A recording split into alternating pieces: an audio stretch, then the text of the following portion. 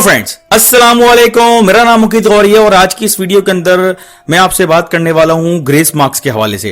काफी बच्चे पूछ रहे थे बार बार, तो सब लोगों को पहले बहुत बहुत मुबारक हो जिन कैंडिडेट्स को जो है वो ग्रेस मार्क्स मिल चुके हैं, क्योंकि गालिबन ये कल या परसों जो है वो ग्रेस मार्क्स मिलना शुरू हो गए थे।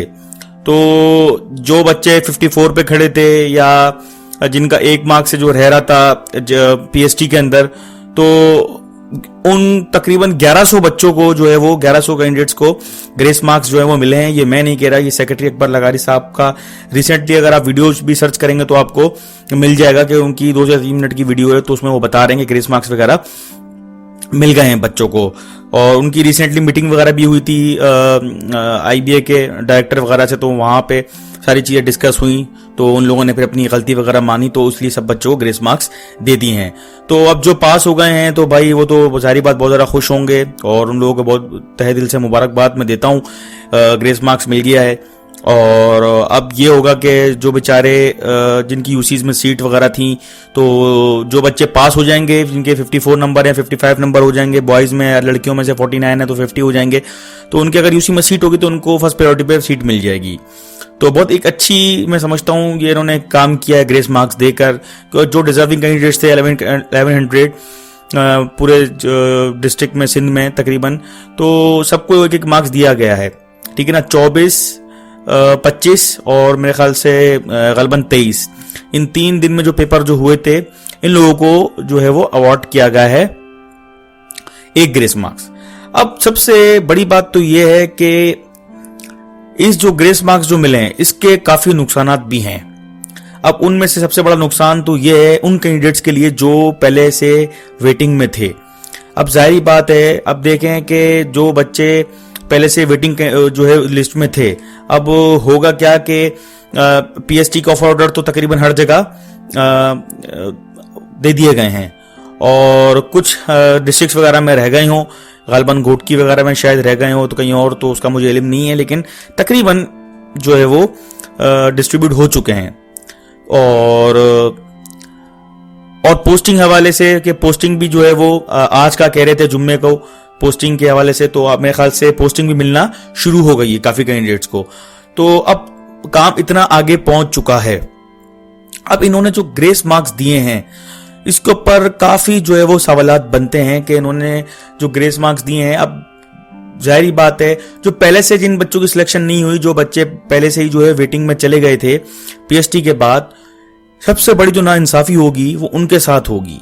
अब जाहिर बात है वो जब वेटिंग में चले गए हैं तो अब जो नए बच्चे आएंगे वो उनके साथ मर्ज होंगे, तो इससे क्या होगा कि जो पुराने वाले वेटिंग वाले जो कैंडिडेट्स थे उनको वेट करना पड़ेगा, क्योंकि जो नए बच्चे जो जिनको एक ग्रेस मार्क्स मिला है वो फिर अपनी फाइल्स वगैरह जब सबमिट करवाएंगे, क्योंकि जाहिर बात वो पास हो गए, जो 54 पे खड़े थे या जो 49 पे खड़े थे लड़कियां, तो जो लड़कियां लड़के जो पास हो गए हैं उन सब 1100 कैंडिडेट्स को अपनी फाइल सबमिट करवानी पड़ेगी, स्क्रूटनी होगी और 3-3 फाइल सबमिट करवाना पड़ेंगे और बहुत एक लंबा प्रोसेस है, आपको पता है गवर्नमेंट का।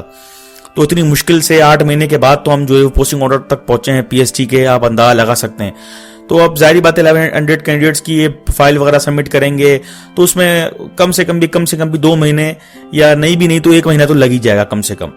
तो इससे क्या होगा कि हम जो वेटिंग के कैंडिडेट्स जो हैं उनको बड़ा नुकसान होगा, वो अब 1 महीना भी अफोर्ड नहीं कर सकते वेट का।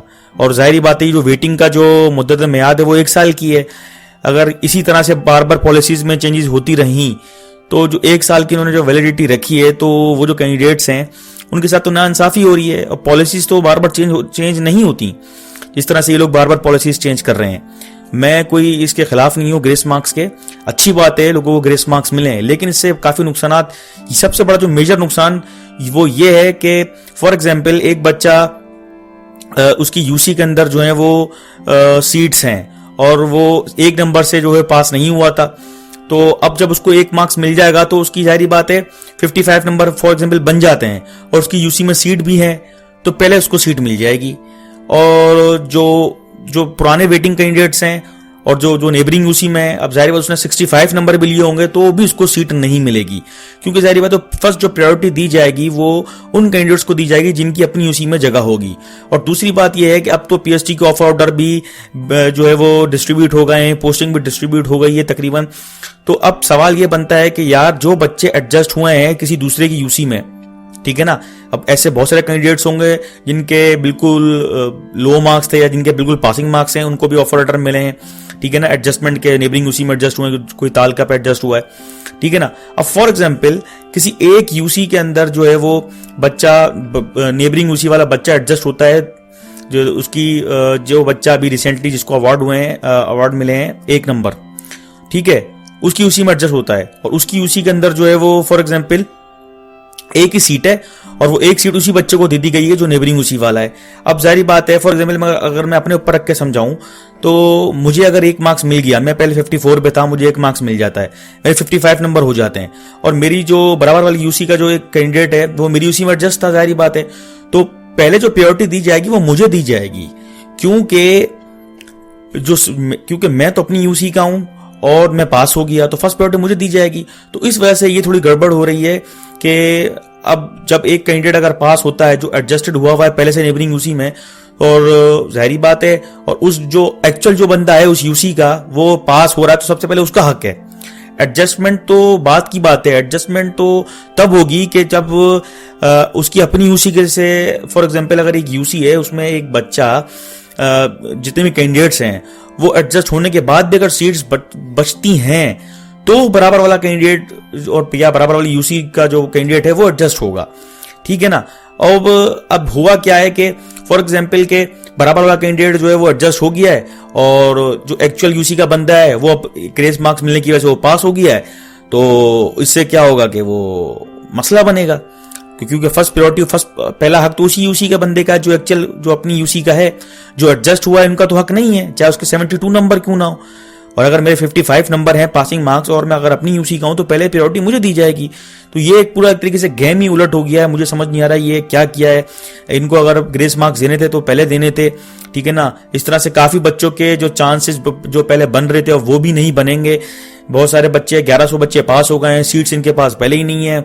लड़कियों की बहुत ज्यादा लड़कियां वेटिंग में जा रही हैं, ठीक है ना, और बहुत ज्यादा मुश्किलात का सामना फेस करना पड़ रहा है। तो मुझे नहीं लगता कि अब जो थोड़े बहुत जो वेटिंग वालों को चांस थे वो भी अब चांस बनेगा। तो देखते हैं, अल्लाह मालिक है, अब आगे क्या होता है। हो सकता है गवर्नमेंट ने कोई ना कोई तो सब प्लान बनाया होगा कि बच्चों को जो ग्रेस मार्क्स दिए हैं फिर 1100 बच्चों की फाइल्स वगैरह कलेक्ट करेंगे।